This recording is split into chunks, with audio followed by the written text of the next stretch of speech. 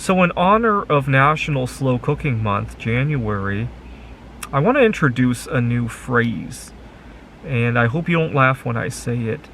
I want to introduce the concept of dietary orientation, and that everybody enjoys their diet differently, everybody's body needs something different, and we need to do a better job at respecting that. I'll give you an example. When I was traveling in Taiwan, I didn't have too much problem with dietary orientation differences.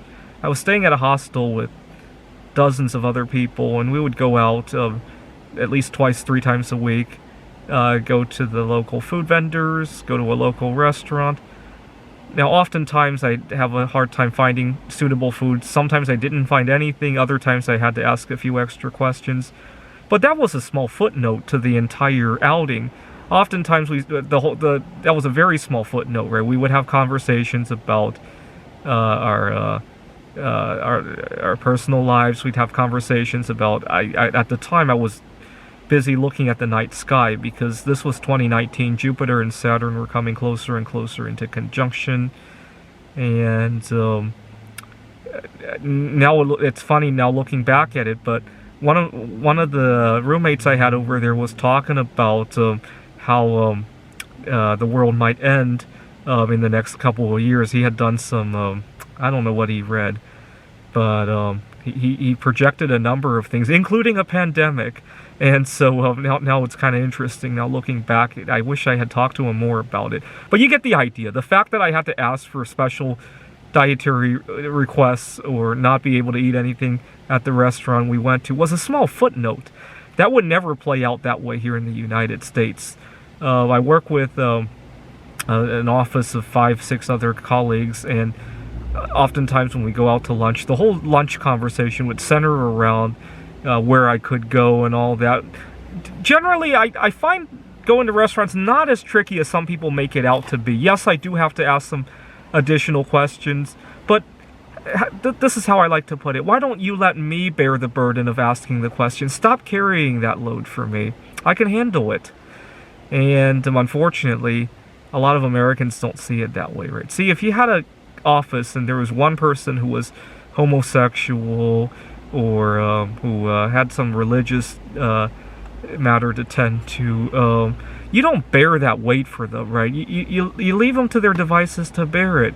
But when it's dietary orientation for some reason, anyway, so it never works out. People make crude jokes about it, talk incessantly about the whole conversation will just center around, or they exclude me altogether. Even when they don't exclude me, it makes it very uncomfortable for me to go to these events, because the whole conversation would revolve around it. I don't want to be a burden to these people. These are people I have to work with, right? And you would never think about doing this if you had a colleague with a disability or religion or sexual orientation. But when it's dietary orientation, for some reason, that's perfectly fine. I traveled in Wallace, Idaho, and I don't know how people in Wallace would handle it if I went to an outing like that, because I really didn't. But the thing is, in Wallace, people's lives don't center around food so much. They love the arts. They love other conversations, other subjects besides food. I was at a Christmas festival. They made artwork, and there was a hayride and all that. And I didn't spend most of the holiday thinking about food at all. Certainly, the food choices there are, I would say, less healthy than over here in Seattle. But if you eat healthy there, I don't think anybody makes fun of you. I was at, I shared a room with somebody at the second place I stayed in Wallace. Go watch my videos from last year. And I got along with. He didn't comment on my food. I didn't comment on his food, and we had other conversations besides food. I find that hard to play out in Seattle. Here in Seattle, as soon as you and your roommates realize you have different dietary orientations, the whole subject will be on that for some reason. In Taiwan, they might not pick on you for eating healthy, but they will pick on you for unhealthy lifestyles.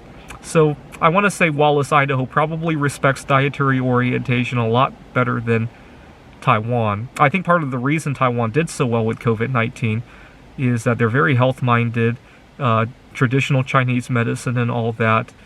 But I gotta disagree with their philosophy. I think dietary orientation freedom is more important than that.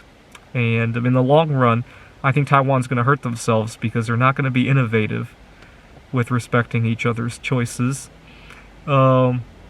Obviously, over in Taiwan, I think they're a little bit freer with choosing to take this other substance that purportedly could prevent COVID-19. I disagree there, but I think they're a little bit freer on that choice.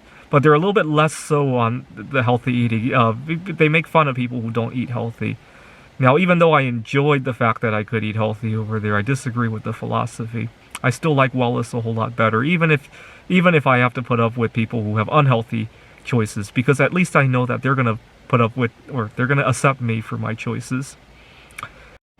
So I hope I have encouraged you to think about this phrase a little bit more, your dietary orientation. Be proud of it, and accept that not everybody's gonna have the same dietary orientation, and think of ways you can be a little bit less, how should I say it, dietist, right? Like a racist but with diet, right? Or a sexist but with diet, right? Think of a couple ways we could be a little bit less of that, right? Leave a comment if you have any suggestions.